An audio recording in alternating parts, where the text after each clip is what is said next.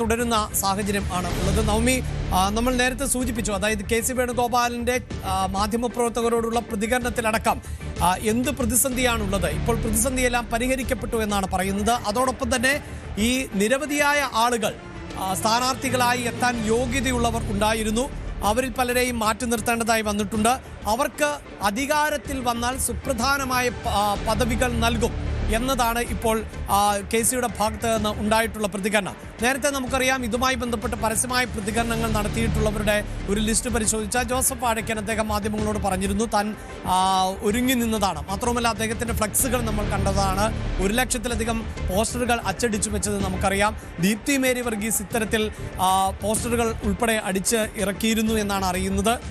അതോടൊപ്പം തന്നെയാണ് എൽദോസ് കുന്നപ്പള്ളിയും മണ്ഡലത്തിൽ ആളുകളുമായൊക്കെ സംസാരിച്ചു തുടങ്ങിയിരുന്നു. പക്ഷെ പിന്നീട് അദ്ദേഹത്തെ മാറ്റിയതിലുള്ള ഒരു അതിർത്തി പ്രകടമായി. രമേശ് ചെന്നിത്തലയുമായി എൽദോസ് കുന്നപ്പള്ളി ചർച്ച നടത്തിയിട്ടുണ്ട്. ഇപ്പോഴിതാ എൽദോസ് കുന്നപ്പള്ളിയും പാർട്ടിക്ക് വഴങ്ങുകയാണ്. അപ്പോൾ എന്താണ് നമുക്ക് മനസ്സിലാക്കേണ്ടത്? ഒരുപക്ഷെ ഇത്തരം പദവികളടക്കം ഉറപ്പ് നൽകി ഇവരെ അനുനയിപ്പിക്കാൻ കോൺഗ്രസിന് സാധിച്ചു എന്നാണോ? എൽദോസ് ഇപ്പോൾ തെരഞ്ഞെടുപ്പ് പ്രചാരണ രംഗത്ത് സജീവമാകുന്നുണ്ടോ നവമി?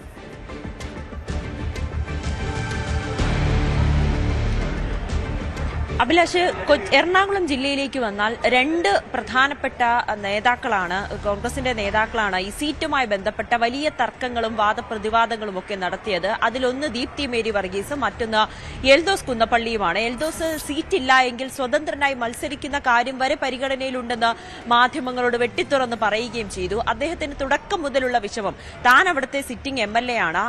സിറ്റിംഗ് എം.എൽ.എമാര് മത്സരിക്കട്ടെ എന്നൊരു നിലപാട് തന്നെയാണ് കോൺഗ്രസ് എടുത്തത്.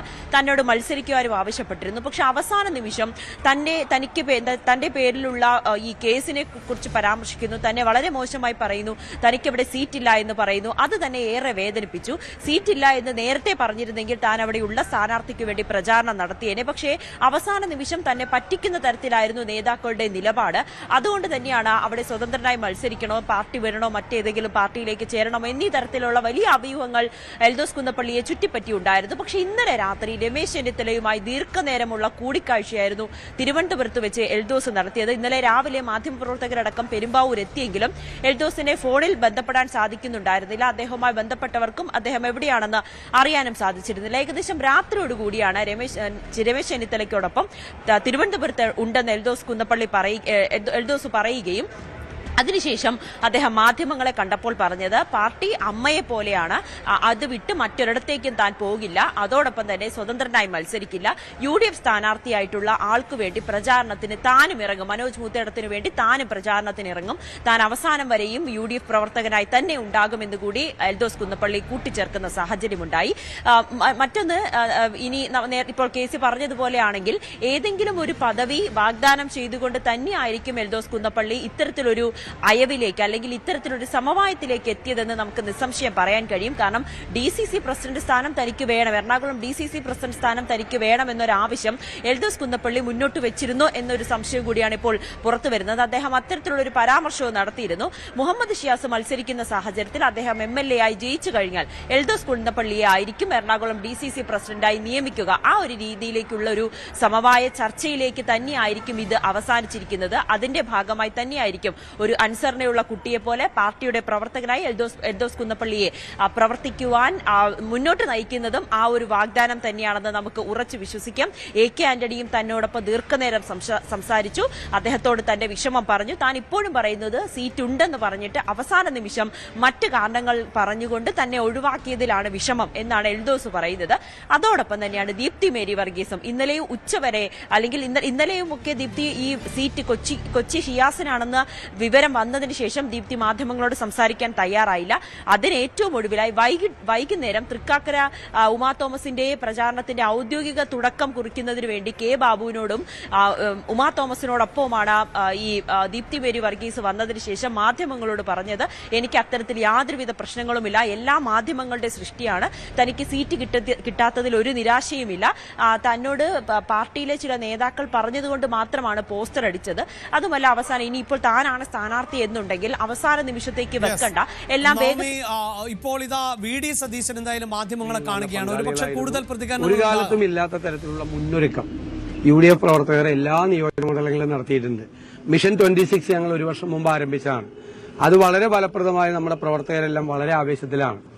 ഈ സർക്കാരിന്റെ താഴെ ഇറക്കണമെന്ന വാശിയോടുകൂടി ജനങ്ങൾ നിൽക്കുമ്പോൾ അവരുടെ കൂടെ നമ്മുടെ പ്രവർത്തകരെല്ലാവരും ഉണ്ടാകും. ഈ സർക്കാരിന്റെ ദുർഭരണം ജനജീവിതത്തെ എത്രമാത്രം ദോഷകരമായി ബാധിച്ചു എന്നുള്ളതാണ് ഈ തെരഞ്ഞെടുപ്പിലെ ഏറ്റവും വലിയ ചർച്ച. 12 മാസക്കാലമായി ഇന്ത്യയിൽ ഏറ്റവും കൂടുതൽ വിലക്കയറ്റമുള്ള ഒന്നാമത്തെ സംസ്ഥാനം ഈ കേരളമാണ്.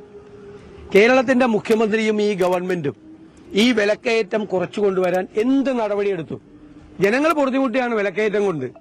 അപ്പോൾ ജനങ്ങൾ തെരഞ്ഞെടുത്തൊരു സർക്കാരിന്റെ സാന്നിധ്യം അവരാഗ്രഹിക്കും. അങ്ങനെ ഒരു സർക്കാരിന്റെ സാന്നിധ്യം കേരളത്തിൽ ഉണ്ടായോ? സപ്ലൈകോ തകർന്നു. സപ്ലൈകോയ്ക്ക് മാർക്കറ്റിൽ ഇടപെടാൻ കഴിയുന്നില്ല. കോടികളാണ് കൊടുക്കാനുള്ളത്. 12 മാസമായി ഇന്ത്യയിൽ 1-ാം സ്ഥാനത്ത് നിൽക്കുന്ന ഒരു സംസ്ഥാനം വിലക്കയറ്റത്തിൽ.